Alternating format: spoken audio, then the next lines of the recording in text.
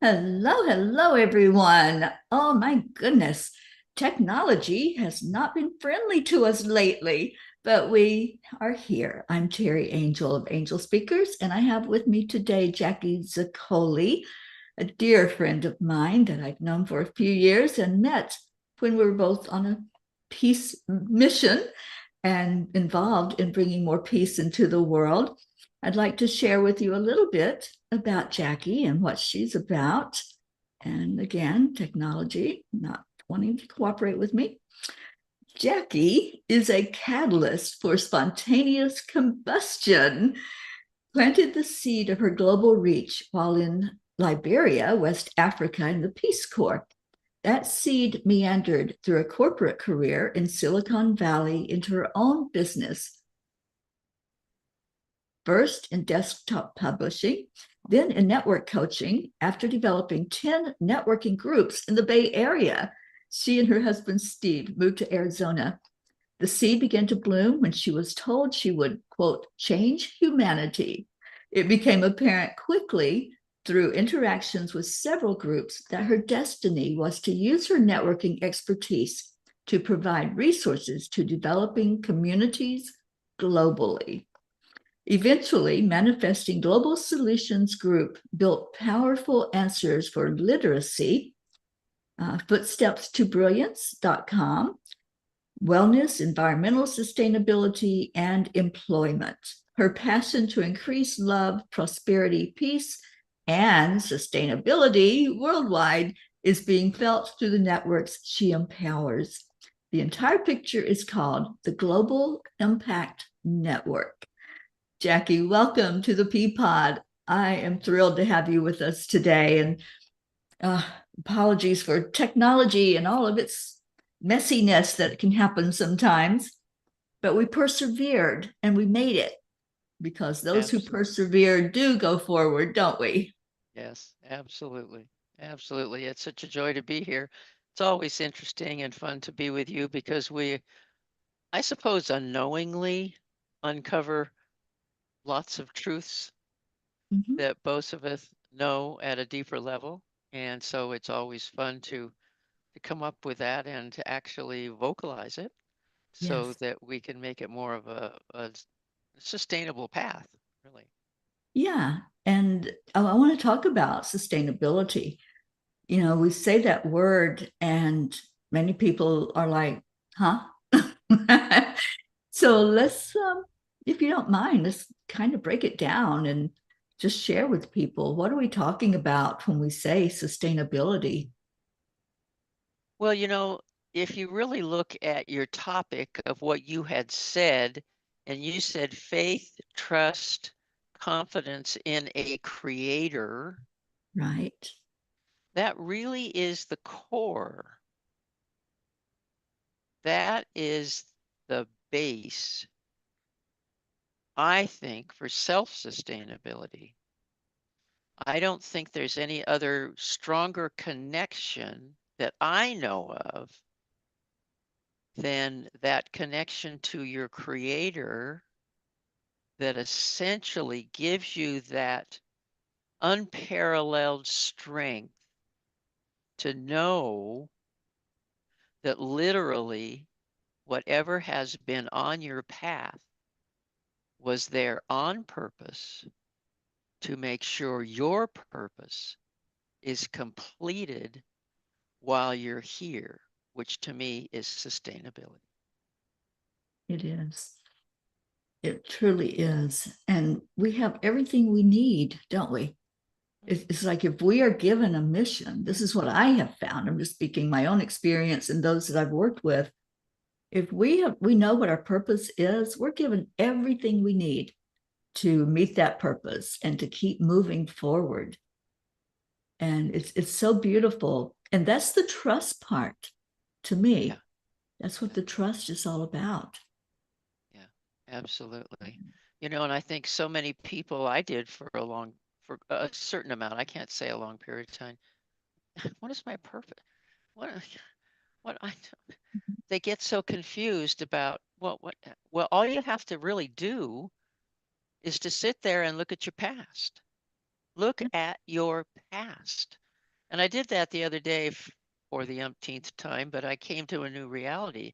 I've had about 10 obvious, very obvious seasons of my life. 10. Yeah. None of which were financially profitable. None of which hurt me. I mean, really hurt me. And when I look at all of them, I think, if I hadn't have done that one, I would not know how to navigate that one. If I haven't done that one, so it's a domino effect. And so you finally get to a place where it's obvious my purpose. I went through it because I knew this, and this, and that's what I do really well. That's what I do well, is I got through all of those places really well because unknowingly I, I had been taught. I had been taught to maneuver. I had all the answers. And I love this. I have little quotes all over my screen. Being at peace is my greatest strength. So the fact of knowing that there was some entity, in my world I call it God, some entity that placed me here, and there's so many miracles around this, that placed me here, who I am, in my socio-economical place in this world. I could be in some bush in Africa, but I'm not. Mhm. Placed me here, and I feel asked me what I really wanted before I got here, to which this was the MO that I asked for, not knowing because I'm now here and didn't realize that. So everything that I do is a step on that path because of the strength of my God that puts everything in place the way it's supposed to be. So that very true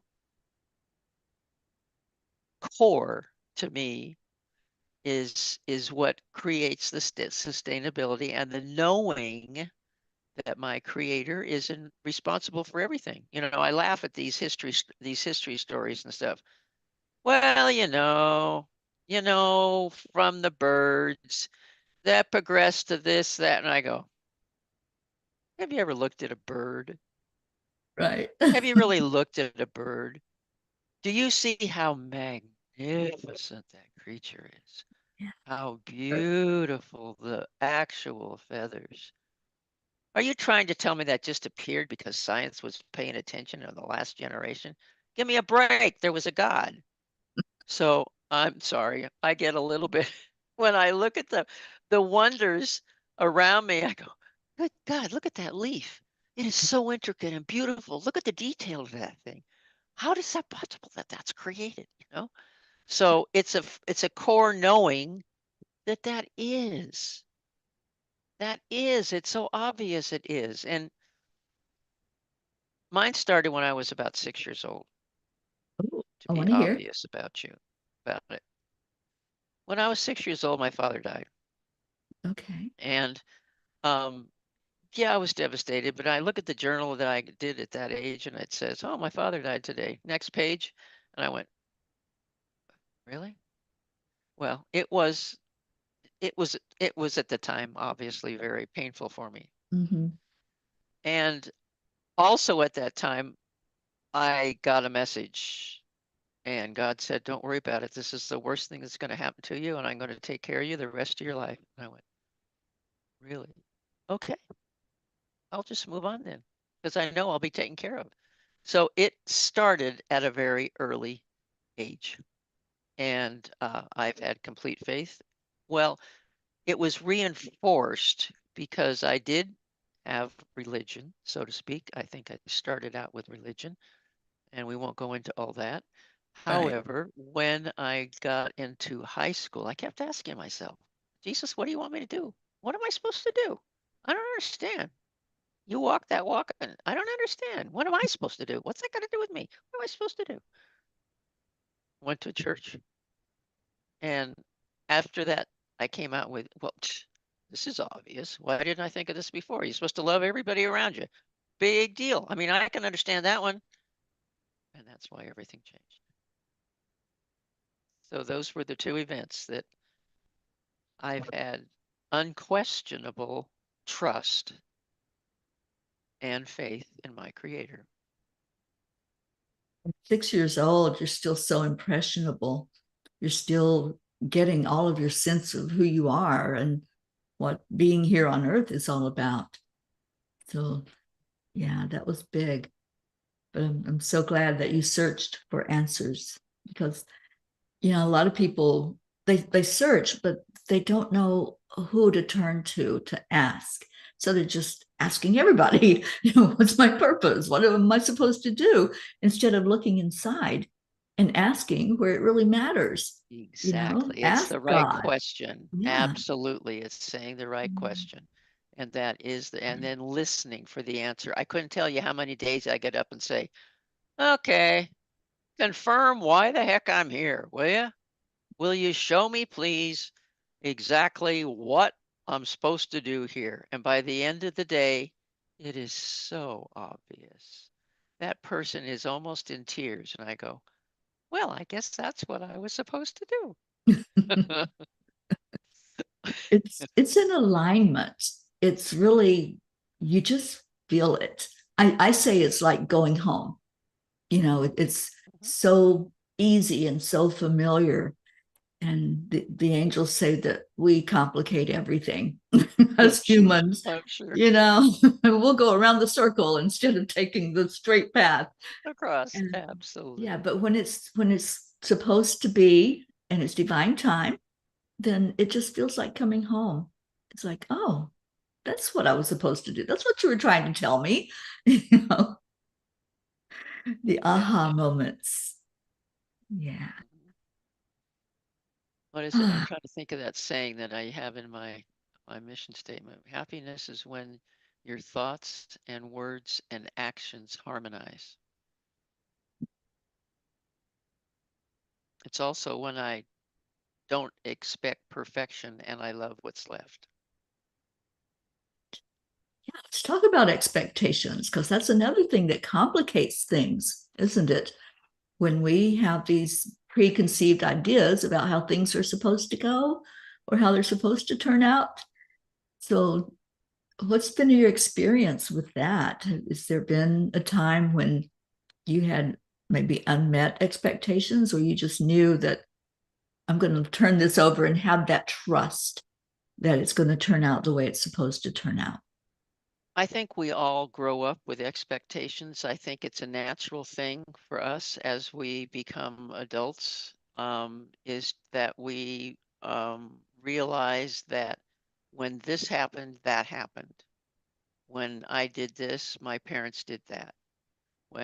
So you build expectations as you grow up. And I think that the most important thing is to allow expectations to put you on a path, but not to be so committed to that that you aren't open to see other things. And I use the example that is real obvious to me when I first married. I've been married 45 years. When I was first married, and we used to go on trips and places together. And I had it all planned out.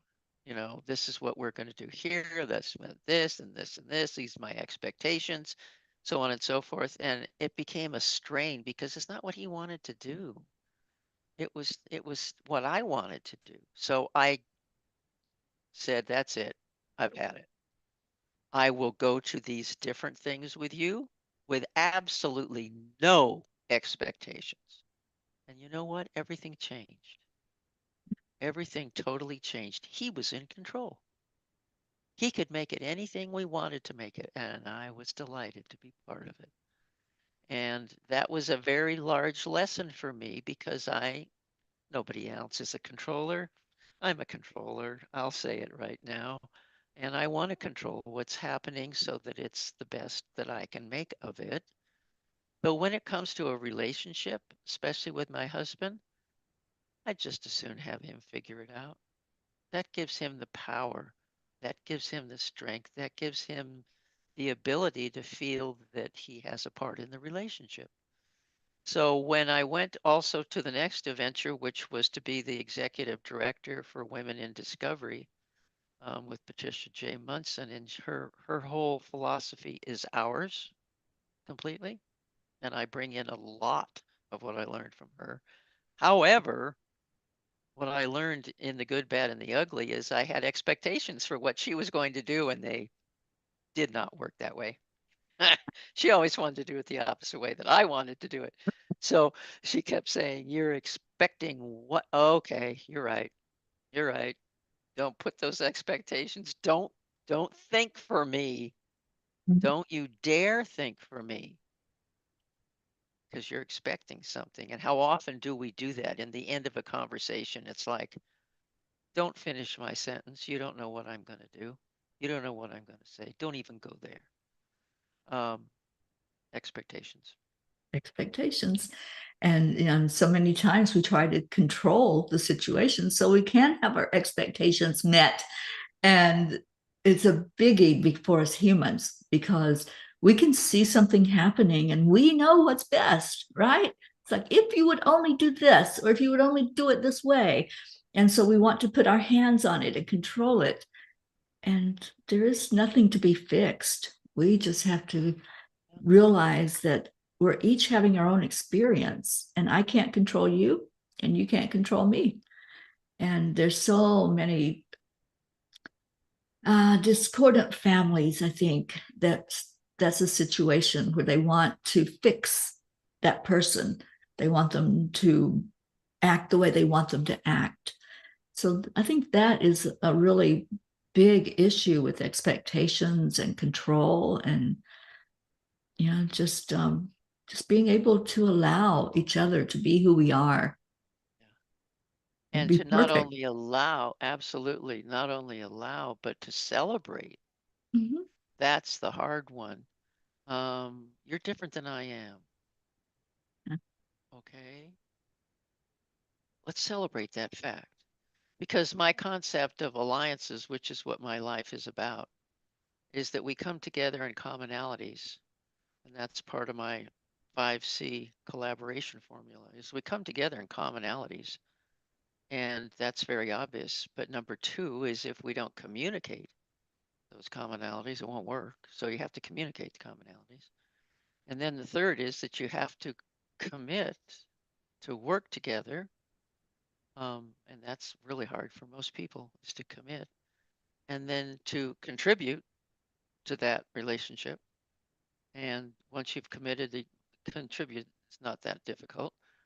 And then when you do that with an open mind, without expectation, without judgment, keeping your expertise, you get collaboration, which I call the glow, the guided love of wholeness. And that makes the whole thing work with your expectations as a common bond together, not that you're going to control Oh, I love that. Wow, that was a big nugget. everything. Well, I haven't found a situation that it doesn't work. Right. We come together in commonalities, but it's our differences that allow it to grow. Mhm. So what you do in Yeah. your spiritual difference, you and I, is so beautiful. It's a depth that I want to get to that I don't have yet. Don't say it that way, that's not good. That isn't obvious to me yet. Um, that I love and I want to understand and I want to build on. The difference is what makes that relationship grow. The commonalities are what starts that bond. But Mhm. unless there's something different, ho hum, now what? So differences really are what uniqueness. It's being open-minded to see them, and as what's her face? Can't remember the person's name. said that fear is the lack of understanding. Marie Curie, that's it. Fear is the lack of understanding. That's all it is. That's all it is. It really is, that you're not Yeah. understanding what's happening in the other direction. Hmm. And if we would try to understand instead of fighting something we don't understand, think how things would change, you know, to be understood rather than anything else, you know. And I keep coming up with this saying, and I think I'm going to be saying it all week long. Hurt people hurt people. I thought, oh, wow, So true. yeah, hurt people hurt people. And that's like, yeah. And a lot of them from childhood, and that's what I was thinking about today when I wrote up this long litany about all the things I want to think about. If if a child is not raised with love and understanding, they either rebel and find another way around it, or they go in a direction where they feel strong and they feel capable and they feel that their creator is within and they have the answers. So there really is two extremes. However, trauma sometimes decides that. And that can be changed. That can be changed with therapy. But it's all based, I think, on when they're raised, on how because I've met people on both end of that. They've been beautifully raised with love. I was raised with love. I was not raised with any abuse. I was raised by my mother. So, but I've known so many people just today, actually. I spoke to a fellow who his parents used to go to church. They were very religious. They were part of the church and they went 10 times a week to church. And when they came home, they were the opposite people, totally opposite. He kept saying, what the heck's, I don't understand. I don't understand. This doesn't make sense to me. And he turned out to be a very different person because he questioned Mhm. and he looked and he got curious about how can people be two-sided like that? And he went the opposite direction. So it is possible. In many cases, that's what builds a whole purpose in life. Mhm. It is. Ask questions. Be curious. It's been my nature since a young child. Be curious. Find out things. Ask the questions. And I would get in trouble sometimes for asking questions, but do it anyway. That's what I say. If it's something that is in your field of awareness, it's there for a purpose. So don't just discard it. Don't just take what everybody says for face value that that's just the way it is, because we can change our beliefs at any given moment. We can look at it and examine it and say, does that still work for me? Is that belief, that concept that I hold, is that still working? Maybe it worked at one point, but maybe you had more experience and you learned things. And I think you gave me this quote, Jackie. My age justifies my wisdom. My developed clarity teaches the excitement of awareness and ignites the spark of action and change. Yes, that's my mantra. I love that. Yeah, that's what I was told. I was going to change humanity. And I thought, well, I ought to get to this thing. It's been, I better start moving. I only got about 20 years here. I better start moving on that. And the whole world changed. Oh, my whole world totally changed. Mhm. I'm forever grateful to the woman who told me that. Um, and now, yeah, I'm working in about 20 countries to make sure that there is a definite change in this world. And Yeah. it's the unquestionable total faith that where what I'm doing is what I know I need to do to when I'm here. I have no question at all. And Can I you have tell us about what you do? I'd love to well, hear. yeah, this I won't show you the chart, but the chart does explain it. But anyhow, I won't show you the chart. Um, yeah, well, it started with Paula actually. Dr. Paula Fellingham was a very big part of that whole thing. When we started together, the uh, International Youth Parliament, and that's youth from all over the world working through the UN Sustainable Development Goals to increase love, prosperity, and peace. And I said, well, I'll mentor them. That's cool. I'd love to do that. To which she said, perfect, go ahead, go for it. So when I did and began to talk to people in other countries, and they said, I said, what do you need? Well, we need water, we need all the basic stuff. And so I put the phone or whatever was on, and I said, God, I know answers to all those things. Absolutely every one of them I could solve. What the heck do I do? And God said, you go to education and you do it locally. I said, okay, I can do that.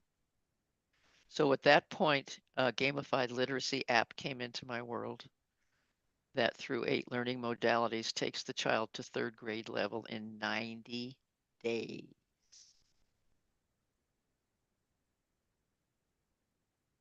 Do you suppose that would change our world?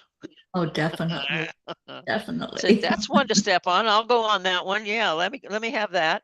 Right. So as I pioneered how to do that and concentrated on that, I got local once. But I started to take it globally. I started to take it globally because there's so Mhm. many underdeveloped countries Oh, yeah. that literacy is the core, is the Mhm. problem. So what I did develop eventually, and it just came out in a chart that I could show you, but again, I don't want to spend time. But the chart shows that the bare basic is the underserved people, that nobody pays attention to, that life is made to them and they don't have choices. They're just totally underserved. They're not sustainable. They're at the whim of what's around them. Those were the people from the International Youth Mhm. Parliament, except those were ones that wanted to change that. So I thought, okay, so literacy. And so I got up with a group called Lifesavers Ambassadors International, and I said, Ambassador Yvonne, I'd really like to take this app around the world. She says, well, how about we do it to 30,000 tablets and affect the lives of 150,000 children? And I said, oh, that's cool. In 10 countries, that would work. That would really make it happen. Well, then the attempt on World War III and a few other things, and we couldn't get the funding for the tablets. So I said, well, I'm going to go around to communities and find those that already have devices. They don't need a tablet. Well, that kind of worked. Didn't work real well. So I came back to Liberia, where I was in the Peace Corps, and through contacts there, I started talking to them, and they said, well, we don't have all those devices, and we can't afford to get all the devices. And I said, yeah, I know, I've heard that story. I said, what about if you had a cell phone? And you do, right? Yeah. And a projector. And you could take that for the whole classroom. Oh, yeah, we could do that.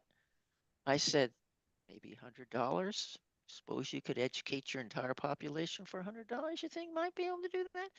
I still don't have that money. I went, okay, it's time for skin in the game. It's time for skin in the game. You don't want charity. They don't. They want to be self-sustainable. They really do. Right. And they need to be. And they Yeah. have to be. Yeah. So I said, are there any women that are creating country cloth or baskets or jewelry or whatever? Oh, yeah, we have people like that. That's how they're sustainable. I said, oh, cool. What about I create the impactful artisan network and show them how to do that on Etsy Mhm. and bring in a lot of money and then take some of that money and buy a projector? Yeah. Oh. So who comes onto my platform? A friend I hadn't spoken to for 2 years. And she says, well, I am mentoring young women all over, mostly Africa. I said, I really would like to. And I told her, and she says, that's easy. She says, I coach them how to use Etsy all the time. really? That's the fourth pillar of what I'm doing. Mm-hmm. It was in And I ran alignment. into another fellow that again, reconnecting with one of those phases in my life, kind of sort of. And I said, "What are you doing?" And he said, "Well, he's an Indian fellow. He lives in London, and he works in Kenya to take the refugees from the refugee camps, 5 of them in East Africa, and he trains them on how to build sales and marketing platforms for businesses using AI. They make $300 a month. To us, that's nothing. To them, it's a fortune." Exactly. I said, Yeah. "Oh, cool. Would you like to do that with the rest of the refugees? We'll go on the East Coast, and then we'll go Central, and then we'll go to the West Coast, and then we'll take on the rest of the world." He says, "Yeah, that sounds like a great idea." I said, "Okay, all right. I will use my International Youth Parliament people as a start." Okay, we'll do that. So that's what we're starting now.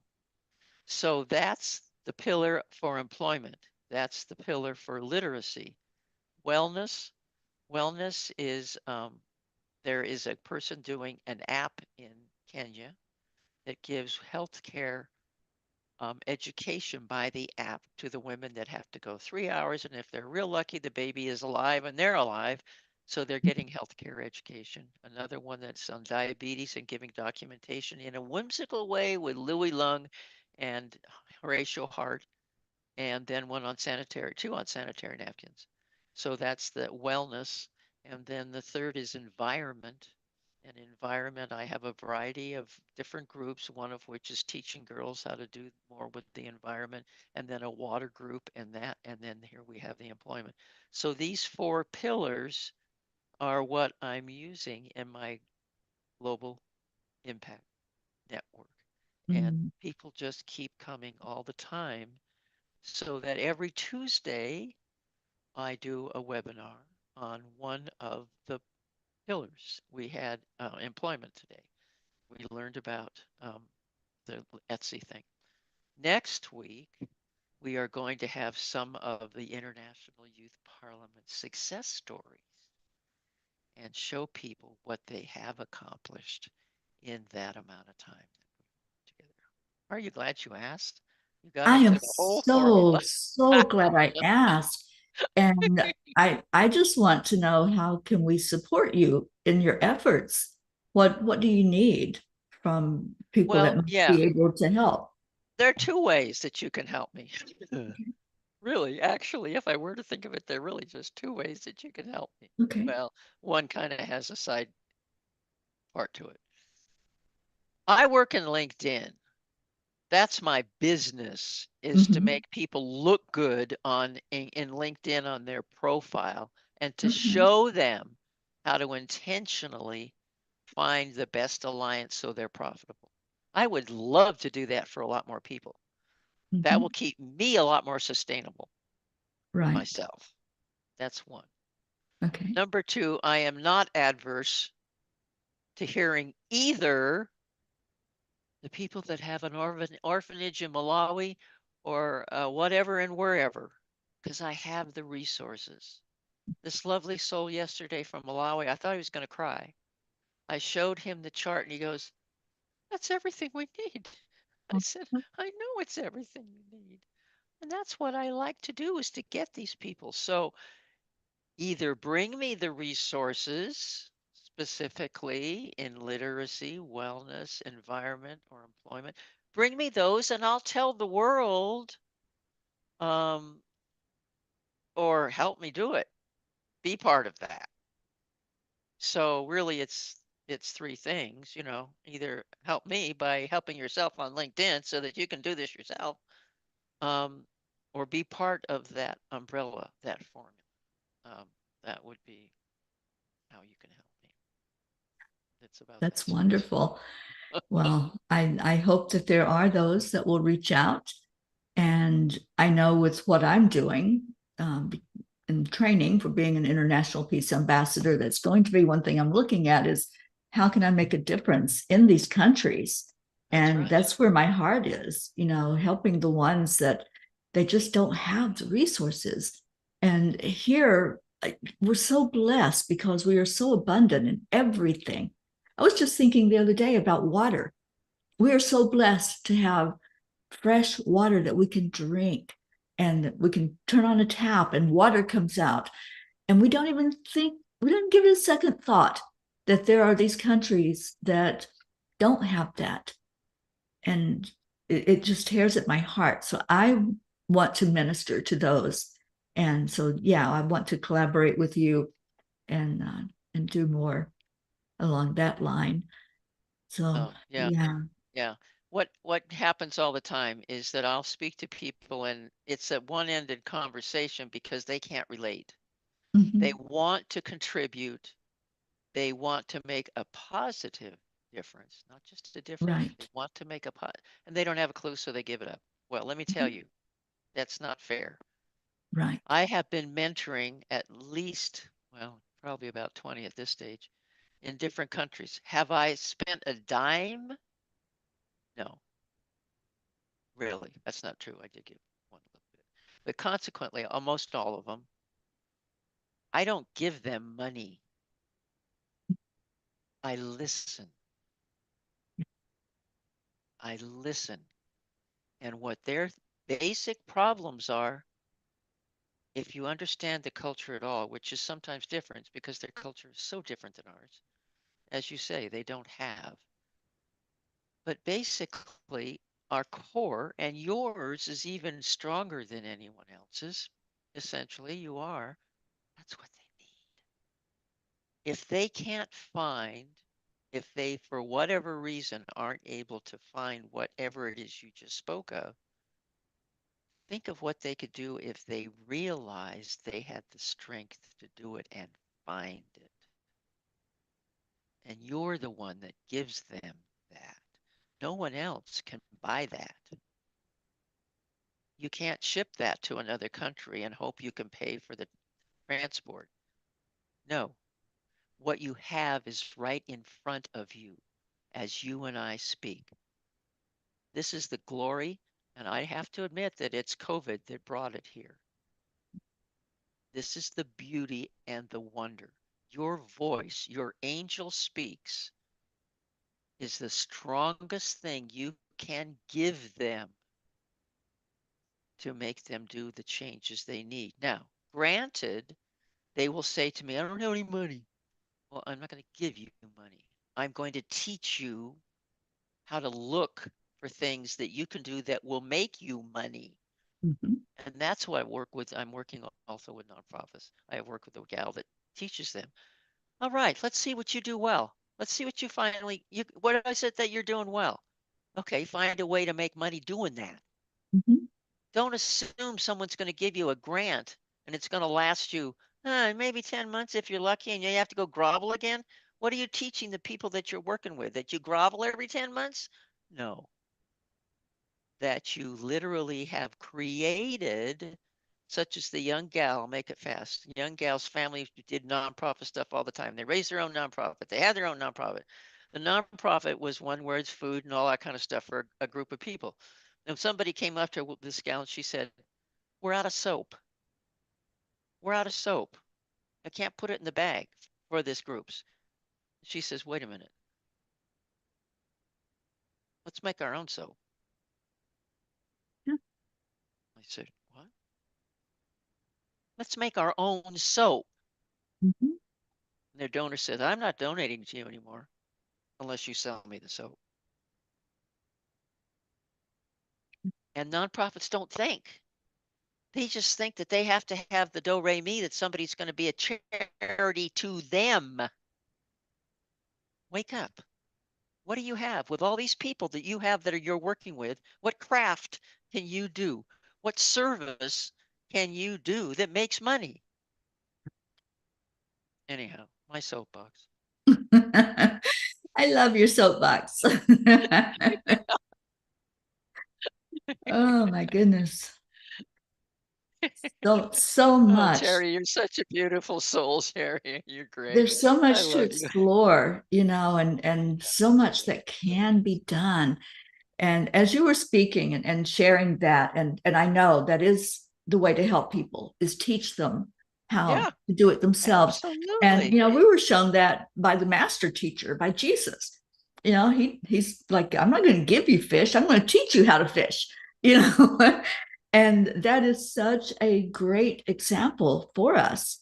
You can give somebody the money, but then they're going to be right back, just like you said. Here I am again, 10 months later. Here, I need more money, and It's an endless. yeah, but it's teaching, and that is the huge key. And I so appreciate you and all that you're doing in our world. Thank you. Thank you for being the blessing that you are. Oh, thank you. It's such a blessing to, sometimes I'm almost in tears because I can see that people are like, they're loving a lot of the things that are happening. And it just Mhm. makes me feel so appreciative that I was here for that opening. Just to give of someone else is what I gave. I didn't give anything other than that. All I did was to give of the people that I knew. So, it was like when I started business, I thought, I'm not going to buy their insurance. I'm not going to buy their products. What am I going to do to be able to make that relationship work? I can't afford to do that with everybody I talk to.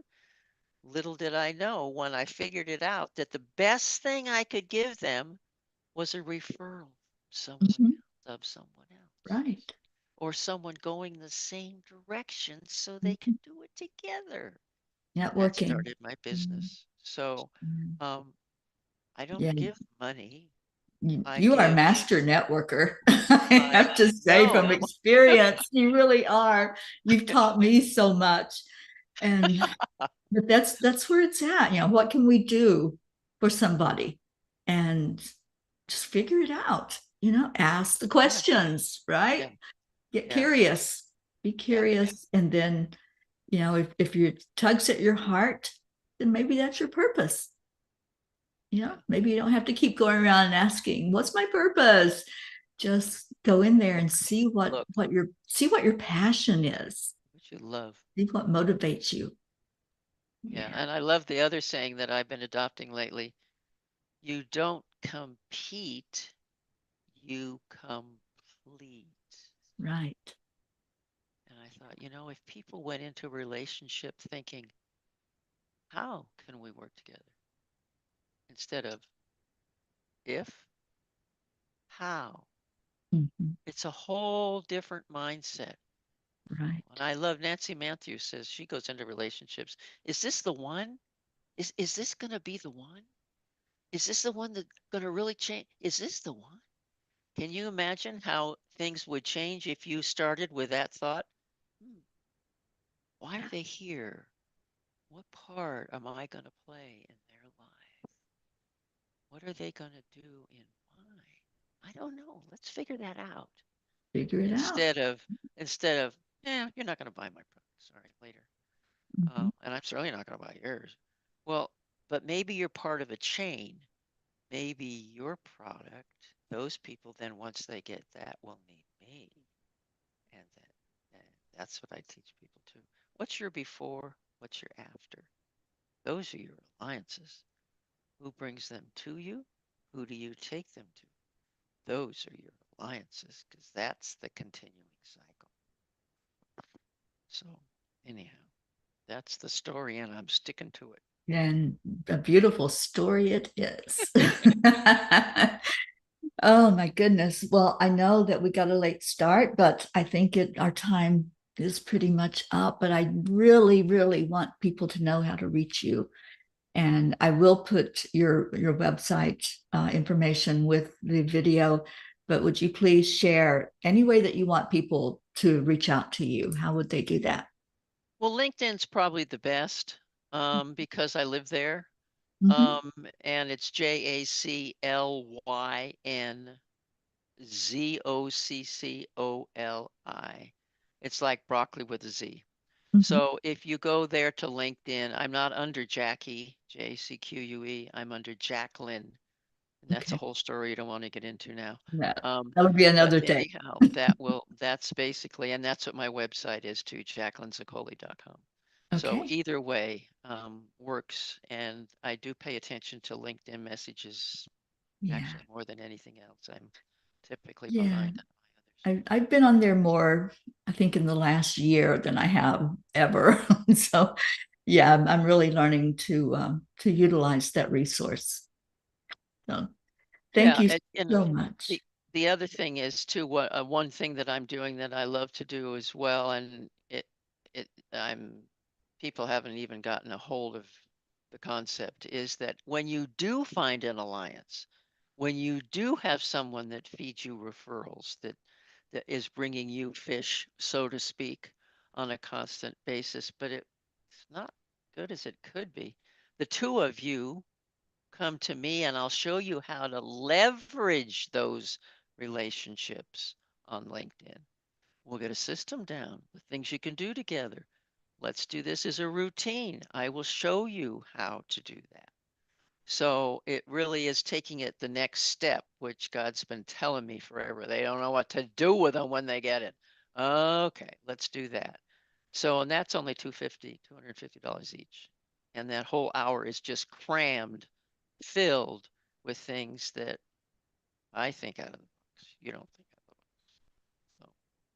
So anyhow, thank you. Thank you, Tara. You're such a Well, sweetheart.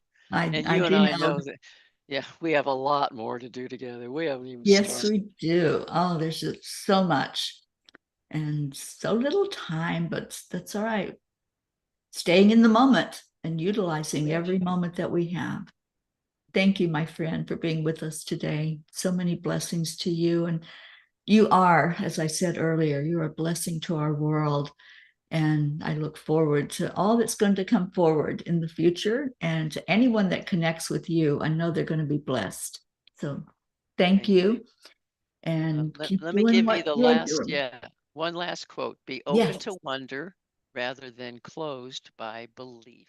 That's Smith Ooh, Jerry Spence. Be open to wonder open to rather wonder. than Yeah. closed by belief. I love that. I always tell people go into that childlike state of awe and wonder and see what comes forth. So I love your Beautiful. statement. It's Yeah, beautiful, beautiful. just like you are. Oh, thank you. Thank you, my Namaste. dear. And Appreciate to all that are hearing this now or later on when you watch the replay or hear it on the podcast stations, thank you for being with us. I'm with the Peapod every Tuesday, normally at 5 o'clock. We had a little computer glitch today, but we persevered and we got this done. And next week, I'll be back with another brilliant person to introduce to you. So thank you for being here. Stay in your heart, stay blessed, because in your heart, you know that you're home. You know who you are and what your purpose and your path is in life. So I'll see you next week. Jackie, thank you again. I love you so much. you. I love you too. What a Namaste, blessing to y'all. meet. Namaste.